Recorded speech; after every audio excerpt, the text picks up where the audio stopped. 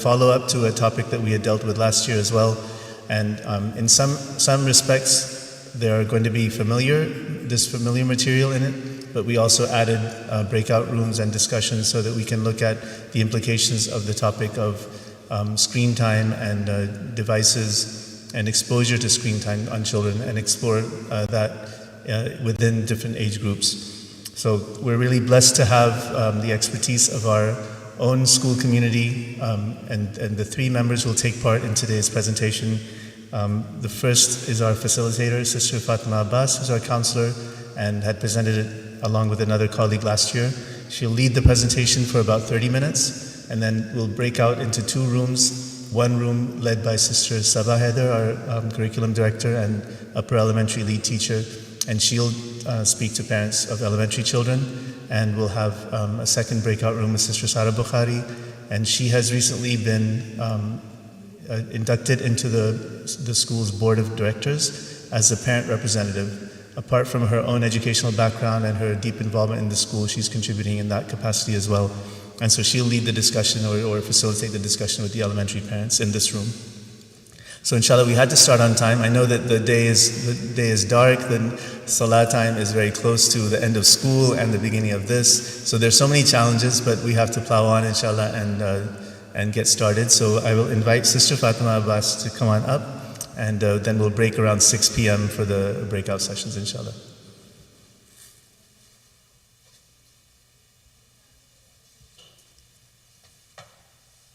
Thank you. It's a bit high for me. All right. Thank you. Yes. Everyone can hear me? All right. Okay. Assalamualaikum.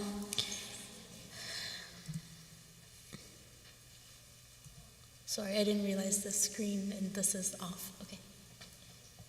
Okay. Yes.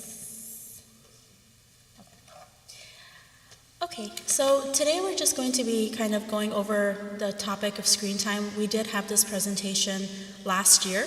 There are a little bit changes for this year. So as Montessori parents, you understand the importance of hands-on learning and real-world experiences. So we'll just cover and explore a little bit in how to balance these principles while looking at the realities of our current digital world. So before we dive a little bit deeper, let's clarify what we mean by screen time. So not all screen time is created equal, and especially when we're looking at Montessori. We can categorize screen time into four main types. So we have passive. Passive is when we are just sitting and watching the screen. So this means that when we're watching television, when we're watching movies. We have interactive. It is when we are interacting directly with the screen. So this can be through video games, educational apps, and from there we have social. Okay. Social is when we're using electronic devices in order to communicate with others. So this can be through texting, emailing, video chatting, or even collaborating online with classmates, which leads us into educational. So educational is when we use an electronic device in order to learn. And this can be through educational videos. We have online classes, and going back to our interactive, we have educational apps as well. The key is to evaluate each type of screen time through our Montessori lens. So when we look at each category, we look at, does this time involve or promote independence? Does it allow for self-correction? Does it follow the child's interests? Or does it complement or enhance hands-on learning experiences? So we're going back to Montessori again. So in our Montessori approach, we aim to use technology as a tool to enhance learning, not as a replacement for tangible real-world experiences.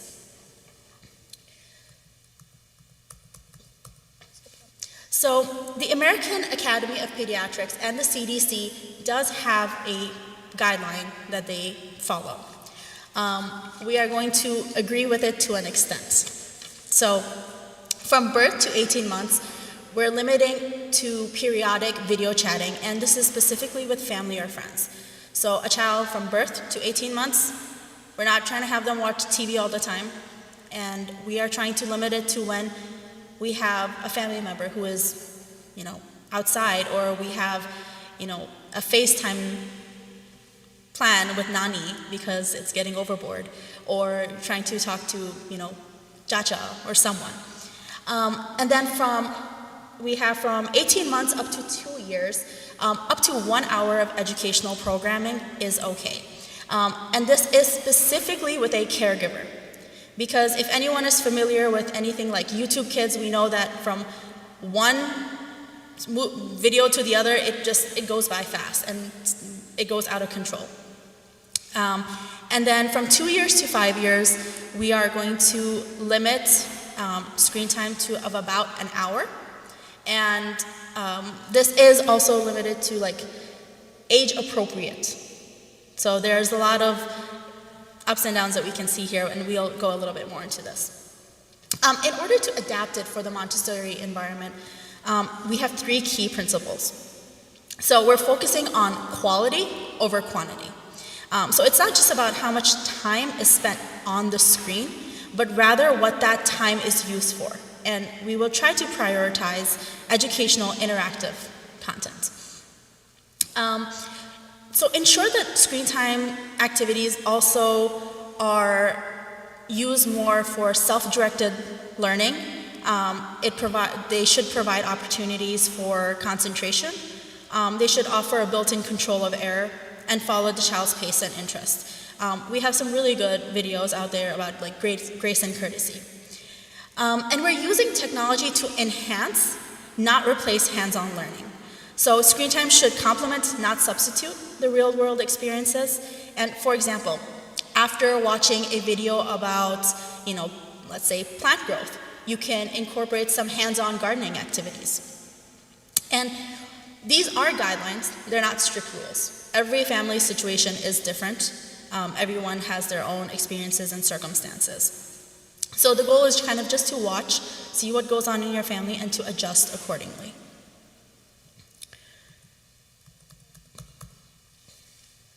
So why is excessive screen time problematic? So the first thing is the attention span. That is the most important issue that we have. Success in Montessori environments relies heavily on concentration and focus. And these skills develop in the early years when the brain is more sensitive to environmental stimuli. Constant absorption of on-screen images and messages can affect the attention span and focus. And unlike when you're reading a book to a child, will you read it just kind of monotone? No. How will you read it? Animated, right? We use our voice to go up and down. We create scenes. We try to create wonder. We want them involved in what they're reading. And that also helps kind of their mind process, right? What's going on? And they start thinking. When you're giving them an example of an imagery, you're giving them an example of this beautiful forest with greenery and leaves and little butterflies. They're thinking about it in their head. And when you're just showing images on the screen, they don't have time. They're watching these images and kind of moving on. They're not really thinking about it. And another thing is that when we are also reading, we are bonding, right? And that bond is really important, and it creates these good memories. And just a total personal example here, but I actually remember my mom reading to me on the sofa. We were cuddled up in blankets and reading, and me just thinking about all the stories. Although they were in Urdu, that's a different story, but I still remember them. And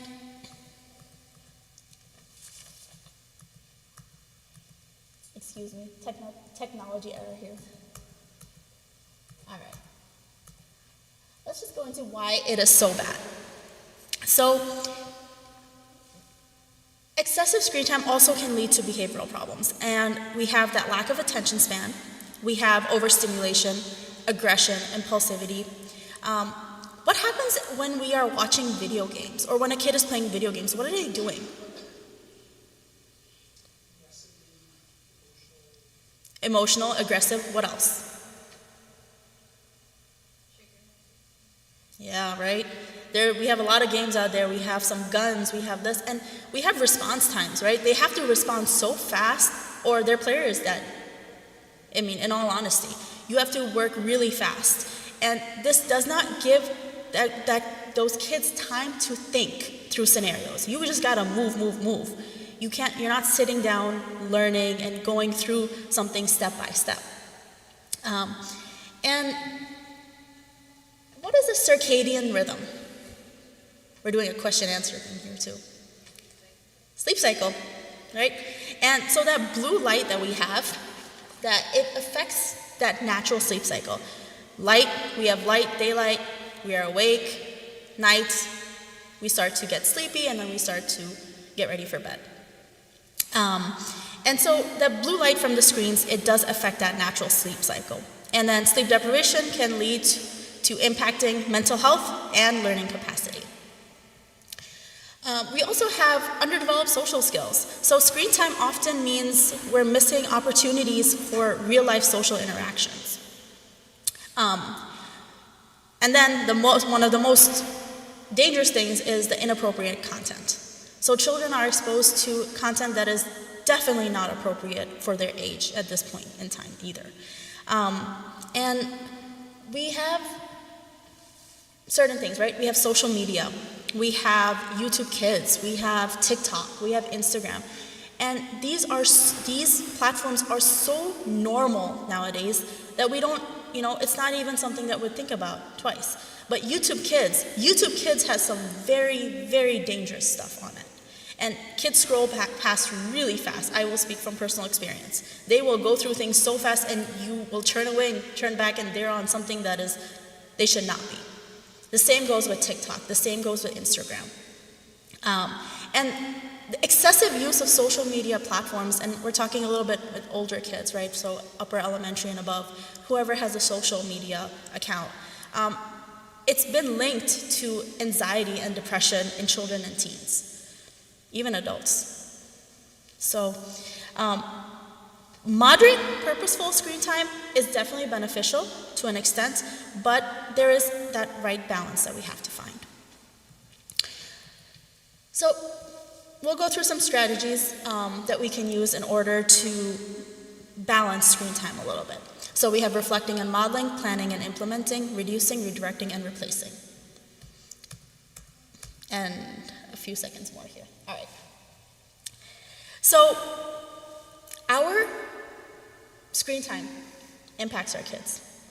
If we're constantly on the screen, how can we tell them that you can't go on it? Right? It's a mommy see, mommy do situation.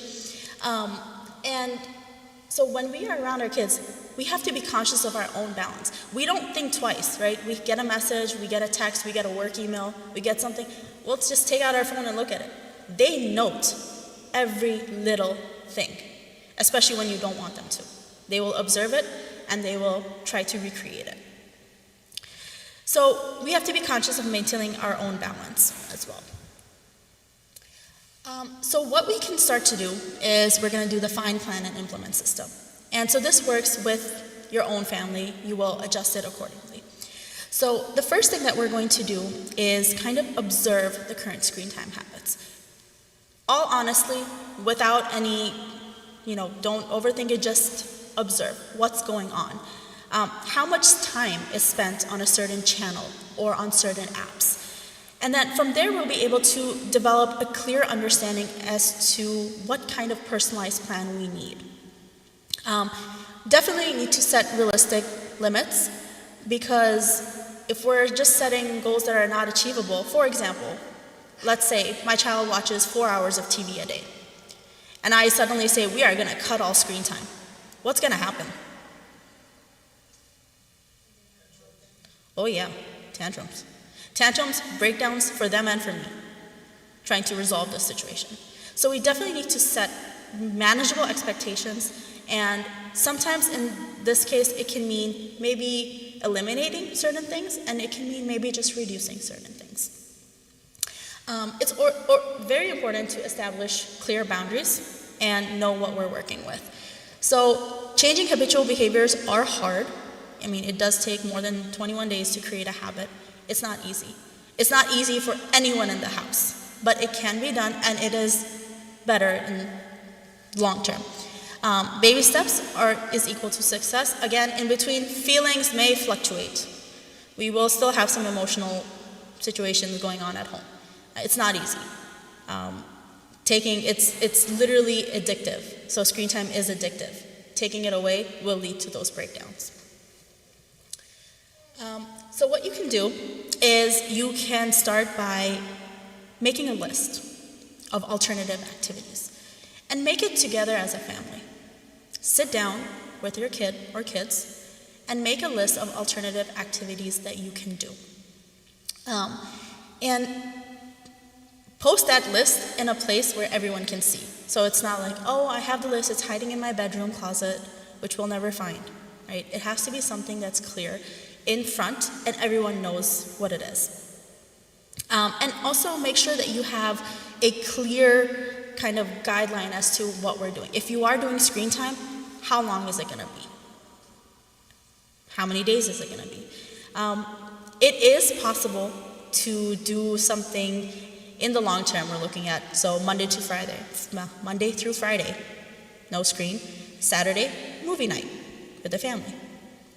That's something that kids will look forward to. And you guys can also watch what's going on, nowadays on Netflix too. So another way that you can do it is by reducing. So just reducing it to minusing out 10 minutes of screen time. We have 2 hours of screen time, just minus out 10 minutes per day. And slowly, you'll hit your goal. Start by reducing during meal times in order to promote family interaction. During car rides in order to encourage observation and conversation. We have, and I'm sure most of you have played the game with the kids, how many cars are red? Can you count how many cars are red? Can you count this and this? It's exhausting, but it can be done. And then before bed, again, mostly just to improve sleep quality. All right. Okay. So in redirecting, we're going to allow kids to shift their screen time to other beneficial or at least less negative options. So they can watch educational shows. We have PBS Kids, Daniel Tiger, Octonauts, Super Y. Anyone heard of Mr. Rogers? Mr. Rogers' Neighborhood? All right, so Daniel Tiger is kind of a version of Mr. Rogers' Neighborhood, right? It's a more animated version, but it's there.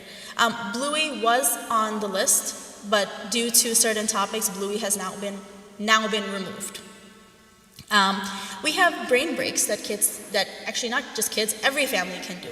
I don't think we have enough time to do the brain break, but it's really interesting. It's these videos that you can find on YouTube where you are kind of just running, exercising, working out, jumping over balloons. It's definitely more fun than I think I'm making it sound. And then we have like art tutorials. So kids learn to watch an artist, teach them techniques. An example is my kid learned to crochet by watching a YouTube person on YouTube, which was really interesting. And then we have apps, so Number Sense, Khan Academy Kids, PBS Kids Games app. These are mostly vetted, but it is still better to sit down with your kid while they're doing this. And then, all right. Okay, so replacing is when we're allowing kids to engage in activities. Again, it's very similar to redirecting, but we're just kind of replacing the activities altogether. So we have family time is when you are increasing time in order to build more bonds. I'm going to turn this a little bit. So we have game night. Kids learn social and emotional and strategic thinking with game night. And sometimes adults can get very involved in this as well. It's nice, it's fun. We can also do activities such as making projects, Science experiments. It will result in a messy kitchen, but it will result in happy kids in the long term. And honestly, there's so many things that we can do. It's just about our own involvement. How much are we going to be involved? They're not going to be with us here that long, right? They're going to grow up, they're going to go to college, and then we can't monitor everything. So we have to kind of get this started early on so they know what's good and what's they should watch out for. Playtime. 15 minutes. Set a timer. Set a timer quietly on the side so they don't see. Set a timer 15 minutes. Let your kid do what they want with you. Have them set something that they want to play with you. So for 15 minutes every day. It could be, closer to bedtime. It could be after eating. It could be just a time. 15 minutes individual time with your children. So 5 children times 15, right? But you are going to set that time with your kid individually so they know that they can reach out to you. And as they get older, during those 15 minutes, you are going to learn so much about what's going on. You will be so grateful. And I think I have one more slide. So reading. In the beginning, kids are starting to read, right? So we're going to read with them. And as they get older, they are going to read by themselves. But that doesn't mean that you are not going to read with them anymore. It's still, no matter if they're 5 or if they're 10, right? They're still going to want to read with you. You can always take turns reading. Spend some time in the evening.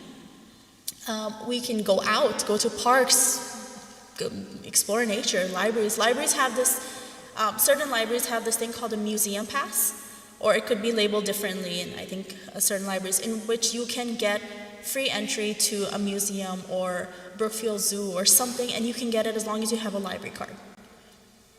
And then podcasts. So podcasts are all audio-based, mostly, and they're kid-focused stories, so they can give you news, learning concepts. And examples are Circle Around, Brains on Who Went Wow. There's a lot of podcasts that we can find. And honestly, libraries will also have usually a list of podcasts that are currently trending in each child age range. So in Montessori, when we're looking at Montessori activities, we're focusing on kind of different categories, right? So for practical life, we have cooking, gardening, household chores, which are really helpful when the kids get older and they do your vacuuming and they do stuff for you. It is so beneficial. I am going through that right now. I'm so happy about this. Vacuuming, all of this stuff. We have sensorial, so scent matching games, nature, those leaves, when you put the leaves together in a book, flower pressing, sorry. We have language, so foreign language practice on real life objects. We have story writing. Kids love to write stories, at least right now. Later on, I'm not so sure. But right now, they like to write them, and it's worth kind of seeing what they want to write and what they're thinking about. For math, we have measuring real life objects. Culture, we have international recipe cooking, which is a fun activity for everyone. I mean, it can be fun or it can be not so fun depending on how that time goes, but at the end of it, you have a new dish. And the key is to kind of find out what works for your family. And so, gotta be consistent, but again, we have to give ourselves grace. So, let's say there's a specific video, a specific channel that your child likes to watch. You can always sit down with them, watch 5 minutes of it, and then talk about it. What's going on in the video?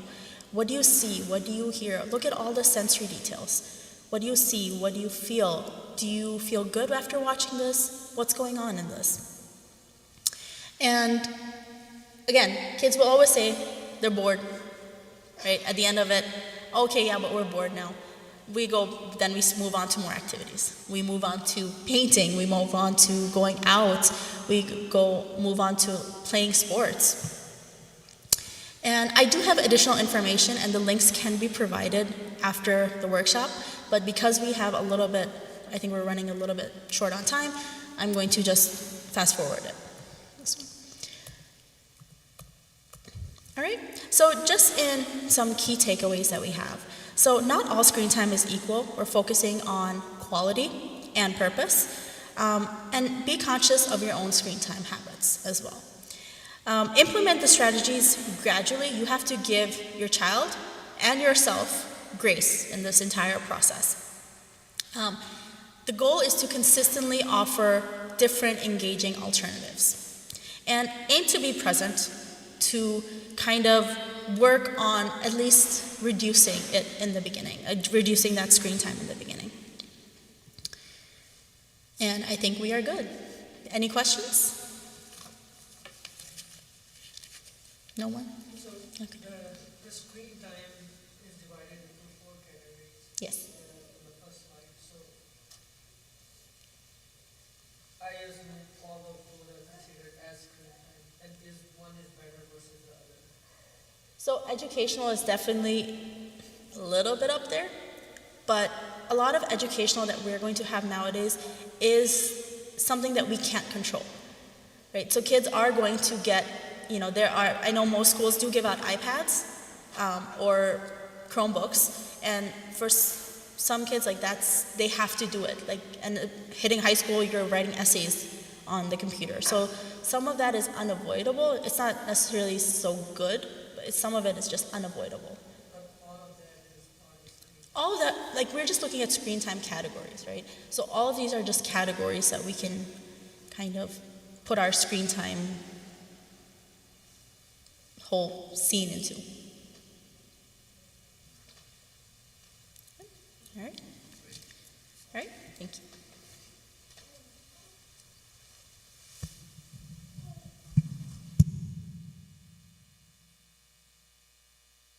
Thank you so much, Sister Fatima. She always shares authentic experiences from her own children's experiences, and I think that's very valuable. That's part of the reason why I think it'll be really helpful for us to have the discussions and try to break it down, especially into different age groups, because the needs of children in the elementary age are quite different. The needs, the level of interest in certain kinds of technology will be different. So I think that will be very valuable. I would ask that the parents of elementary children move to the other side, to the men's side of the banquet hall. And if you could take your refreshments on the way there, you'll have first dibs on the chai and the other snacks. Please take them and then take your seats on that side. And those with primary children can remain here. Sister Saba will move on that side with the elementary, and Sister Sara Bukhari will be on this side. So we'll go ahead and take our break. Let's try to regroup within 5 minutes. So elementary parents can please move that side.